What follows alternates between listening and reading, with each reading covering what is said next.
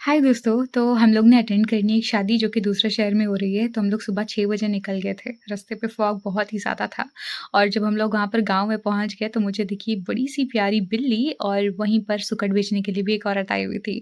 अच्छा, ये जो गाँव था ना, बहुत ही ज़्यादा ठंडा था और इस गाँव के जो घर थे ना, वो पुराने कोकनी घर थे।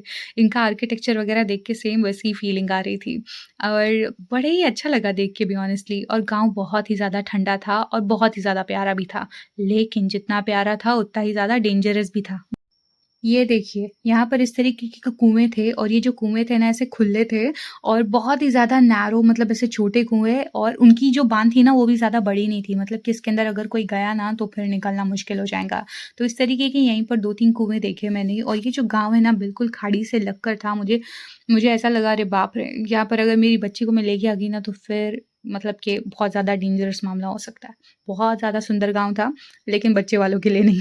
अच्छा, इस खाड़ी के अंदर है ना, मैंने यहाँ पर ऊदबिलाव भी देखे। ये जो खाड़ी है ना, इसको खाड़ी कहना भी सही नहीं होगा, तो ये नदी थी, मीठे पानी की नदी थी। और मैं आपको बता दूँ कि जो मीठा वाला पानी होता है ना, ये ईज़िली खींच लेता है किसी भी चीज़ को। मतलब अगर कोई इंसान इसके अंदर गिर गया ना तो फिर डूब जाने के चांसेस बहुत ही ज़्यादा होते हैं। तो ये जो खाड़ी है ना, मतलब ये जो नदी है ना, ये मेरे जो गाँव की खाड़ी है, ये इससे कनेक्टेड है। ये सारा कुछ मिला हुआ है एक-दूसरे के साथ में। और इसको वाशिष्ठी कहते हैं, बाय द वे। इस नदी का नाम है वाशिष्ठी। और ये हम सबको जोड़ती है, एक एक एक इसमें जोड़ती है कोकन को, ठीक है? लेकिन गाँव बहुत ही ज़्यादा सुंदर था, मुझे बहुत ही ज़्यादा अच्छा लगा वहाँ पर जाके, लेकिन मैं बहुत ही ज़्यादा कॉन्शियस थी। ये इस टाइम पे जब मैं शूट कर रही थी ना, उस टाइम पे मेरी जो बेबी थी, वो घर के अंदर थी।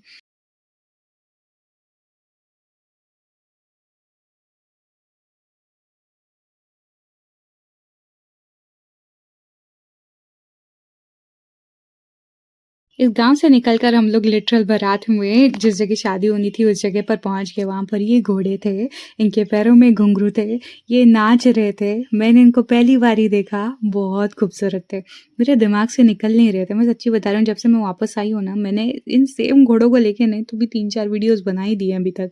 मतलब मेरे दिमाग से ही नहीं निकल रहे थे वो घोड़े। जब से मैं वापस आई ना तब से, मतलब क्या खूबसूरत घोड़े थे माशाअल्लाह। और मैंने इनको सच्ची में पहली बार देखा था। देखो कैसे-कैसे उछल के खेल रहा था ये, बहुत ही अच्छा लगा मुझे देख के। और लेकिन वो जब उसने उसको मारा ना तो फिर मेरे दिमाग में आया, यार इसको ट्रेन करने के लिए इसकी कितनी सारी पिटाई की होंगी इन लोगों ने। तो हम लोग पहले गाड़ी में बैठे हुए थे जहाँ पर मैंने इनको देखा, फिर बाद में हम लोगों ने फाइनली बारात अटेंड करी। मैं आपको बता दूँ कि हमारे गाँव में जो शादियाँ होती है ना, बहुत ही सादगी के साथ में होती है। तो मैंने ऐसी ढिंचैक शादी अपनी लाइफ़ में कभी नहीं देखी।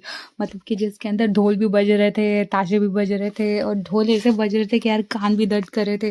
लेकिन ऐसी शादी जिसके अंदर घोड़े थे, ढोल थे, सब कुछ था, बहुत मज़ा आया देख के सच्ची बोल रही हूँ। तो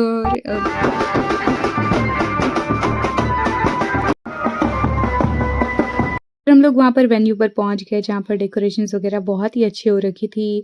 और पता है मैं क्या कर रही थी पूरे टाइम? तो मैं भाग रही थी अपनी बेटी के पीछे। हाँ, मुझे ज़्यादातर यही काम रहता है। And just look at her. अभी ये जो शादी थी ना, उसके बाजू में एक ऐसा अंडर कंस्ट्रक्शन एरिया था, जहाँ पर मेरी लड़की बार-बार भागे जा रही थी। मैंने जानबूझ के इसकी पैंट्स भी नहीं निकाली, ना इसने मुझे ज्वेलरी डालने दी। और फिर बाद में वहाँ पर है ना, हम लोगों ने कुल्फ़ी वगैरह भी खाई, क्योंकि वहाँ पर बहुत सारी कुल्फ़ी की गाड़ियाँ वगैरह भी थी। तो यस, बहुत ज़्यादा मज़ा आया शादी में। एग्ज़ॉस्टिंग तो थी, क्योंकि मैं पूरा टाइम अपनी लड़की के पीछे भाग रही थी, लेकिन ये सारी चीज़ें कहीं न कहीं इस चीज़ से दब गई कि मैंने घोड़े देखे। वेल, वीडियो पसंद आया तो ज़रूर लाइक करना और मैं मिलती हूँ आपसे अगली वीडियो में। तब तक के लिए अपना ख़्याल रखिए।